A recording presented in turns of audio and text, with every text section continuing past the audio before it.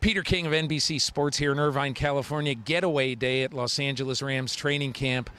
And I'm here with one of the biggest boosters of Portland, Oregon in American history, Ndamukong Suh, who's also a defensive tackle for the Rams this year. So, Ndamukong, I got to ask you, coming into this team this year, what were your expectations? And so far in the month or so that you've been with this team through training camp, what have been your realizations about the kind of team this is? I think my expectations kind of centered around the head coach and really the staff and the strong culture that they built within 1 year. They had a lot of success and built a way of doing things and finding ways to be successful in their own right and doing it a little bit different. So I was excited about that. Actually watched them from afar last year when I was in Miami. I had a close friend here in Ted Rath that I obviously kept in touch with. So it was exciting to have the opportunity this spring to look at them as an option, and obviously came to fruition. Was any part of your decision the opportunity to play alongside Aaron Donald? Oh, without question. I think the main reason why I look at him as well as the Michael Brockers, Dominic Easley, and guys like that is because I go back to my 2014 season in Detroit.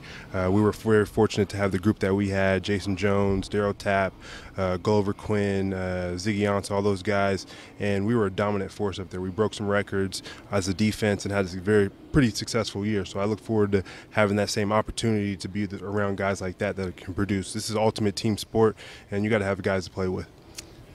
Have you gotten to speak much with Aaron Donald since the start of training camp, and do you have much of a gut feeling whether he'll be here opening day? I'm hoping that he definitely will be here opening day. I had a chance to speak to him a little bit through my process, but I've kind of left him alone mainly just because I know the gruelings and the grind of going through the contract negotiations. So I'm sure he wants to be with his close-knit group of family and people that he trusts. So hopefully he'll get back here soon, and we'll be able to go from there.